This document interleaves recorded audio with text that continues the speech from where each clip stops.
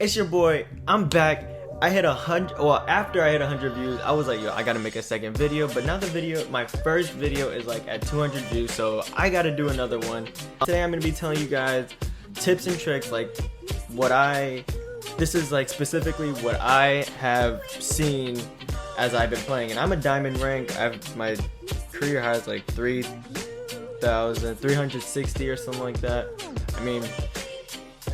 I mean, I'm not the best or anything, but I mean, I'm pretty sure I can get to Masters if I get on a good win streak or something. But I'm gonna be telling you guys the tips and tricks that I use. Alright, so I'm just gonna put this out there. I think this game is all about luck. It all depends on who you get teamed up with, who you get teamed up against.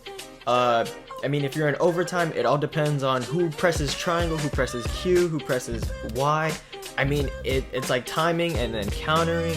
Like one press of a button can determine a whole 20-30 minute match, and that blows me. I've played this game a total of 213 hours, and I still think that that's kind of dumb how a whole game can be determined by like one Reaper ult or one Roadhog ult, when you put so much time. Like, there was so much more skill than just doing that one thing, than just saving up your ult charge just to, like, I don't know, for every counter. Like, it's crazy. It just doesn't make sense to me. Alright, so first things first, everybody's gonna tell you, like, don't solo queue, don't spam change your character. You're always gonna want to combine ults, don't trickle in, always go in as a group. But I mean, and like I think somebody said don't flame your teammates, because it's just gonna get them mad and all that stuff, and yeah, you don't want that. But I have three things that I go by. I mean, usually this helps, and if I don't follow it, we pretty much end up losing. I mean, I main Reaper, so I'm an offensive character for the most part, so this kind of is my role. But you could literally do these 3 tips with pretty much anybody. Alright, number 1, when I see in the top right kill feed that somebody on the other team is down and all 6 of us are up, is go time. Like, it's time to rush. That's when that's when things start to pop off. I like to play by the pick. You always want to pick people off, and that will give you the biggest advantage. It'll help you get the point. It'll cap the hill, do whatever. Like, you always want to. That's what I live by. I live by pick one off. It's go. It's kind of like that feeling when you get nano boosted mid game and you're not expecting it. You're like, oh shit, it's time. Like, I gotta go to work now. So that's pretty much how I see it. Is when I see in the top right corner somebody goes down, we're all nano boosted. It's all time, like, for us to go to work. When you die, watch the kill cam just to see where their ult charge is at. You want to be able to predict where your opponent's ults are. Like, you want to know when or what they have, so that you're ready for it, or so you guys can spread out, because they're gonna want to use their ult. They're not gonna wait for the last like 5 seconds of the game to use their ult. Like, you're gonna use it throughout the game because you get it back. So just be able to predict ults. I mean, I've played this game for 213 hours, so I mean, it's not that hard for me to predict it. It's just use your judgment.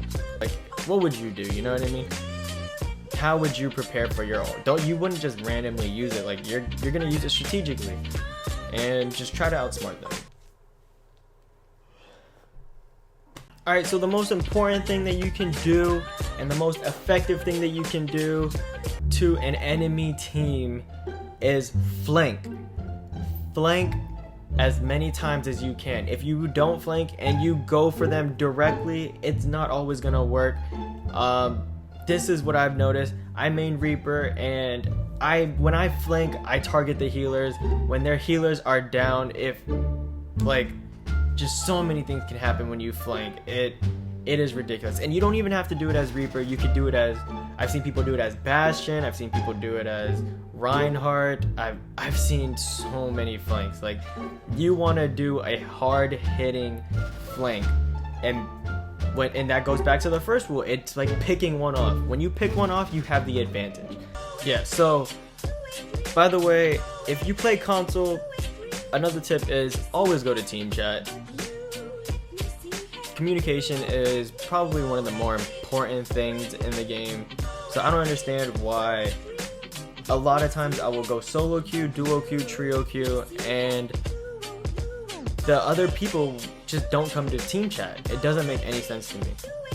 I mean, yeah, sure, the party is like, what, half a second or like half 0.2531 seconds earlier, but still, like, you want to communicate with the team. At least invite the team to your party or something.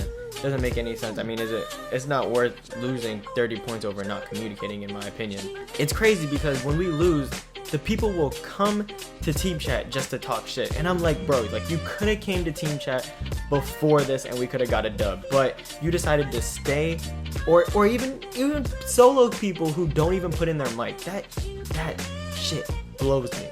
It doesn't make any sense. Like, who plays a communication game without communicating? That shit does not make any sense. Alright, but yeah, that pretty much wraps up today's video. I really hope you guys enjoyed it. I hope you guys can take these tips and tricks and hopefully use them to your advantage. The rest of the video is literally just a tracer just being a nuisance to the team. That's why I cut it short. But just know we got the dub, and that's all that matters. Boy Bricky out here not taking any L's.